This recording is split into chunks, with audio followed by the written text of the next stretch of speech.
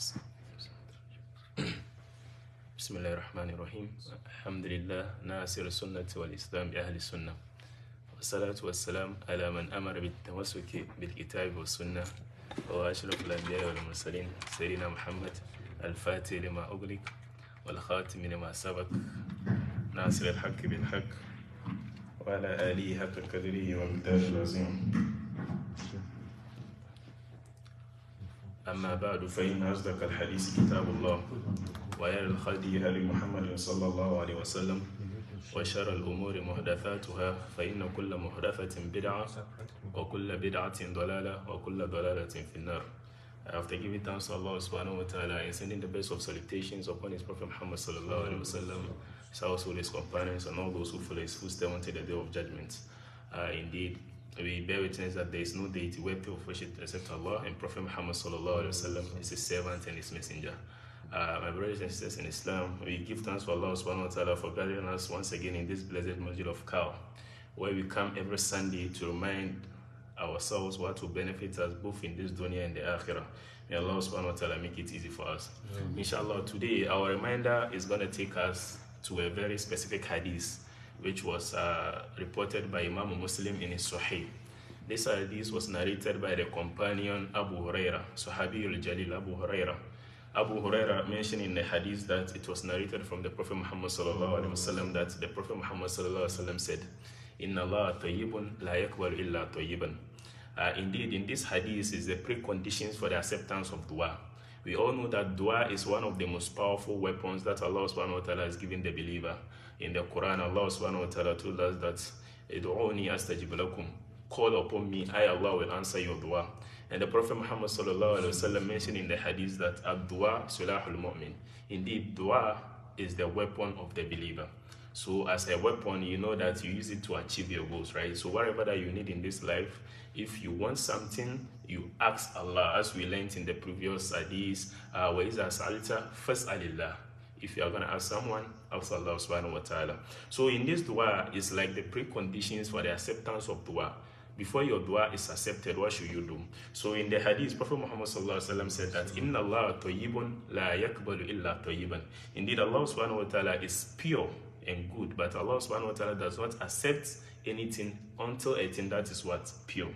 It means that before you present something to Allah subhanahu wa ta'ala, you must make sure that that's something that you are going to present to Allah subhanahu wa ta'ala, being it a sadaqah or otherwise, you have to make sure that that thing is actually pure.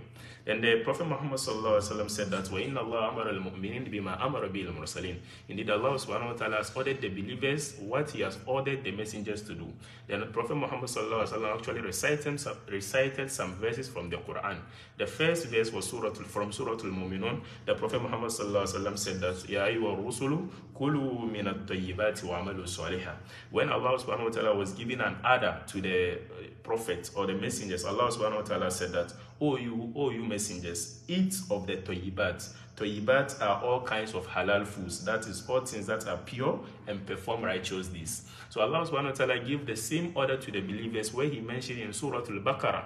Allah subhanahu wa ta'ala said that "Ya ayyuhal lazina amanu kulu min tayyibati ma razaqnakum."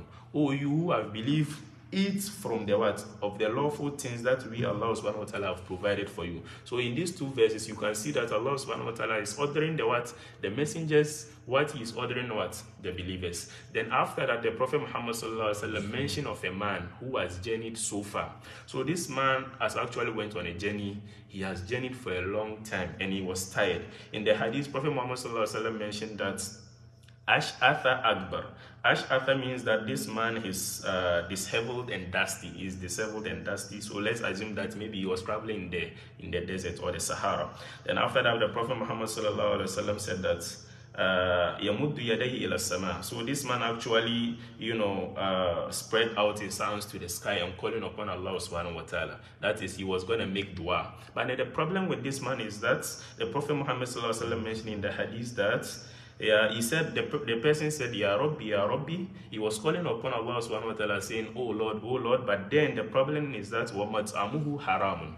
the food that this man was eating, or the food that this man takes or eats, was what? Was haram, which is unlawful. Or mashrabuhu haram, and his drink too was unlawful. Or malbasuhu haram, his clothing was also what? Unlawful. And the Prophet Muhammad said that wagudhiya bil haram, and this man has been nourished with something that is haram. And the Prophet Muhammad said, fa anna yustajabu lah, how can Allah subhanahu wa ta'ala accept his dua? So this means that if you want Allah subhanahu wa ta'ala to accept your dua, you must make sure that firstly, mat'am, your food that you are going to eat is what? Halal. Wa mashrab, the drink that you are going to take is halal. And also you must make sure that everything that you are going to wear is also what? Halal. And you must make sure that you have been nourished by something that is what? Halal. And inshallah, when you do that, Allah subhanahu wa ta'ala is going to accept your dua. May Allah subhanahu wa ta'ala accept our dua. And also, it's very important to note that we have been learning from classical texts. That is some of the fundamental books in Islam.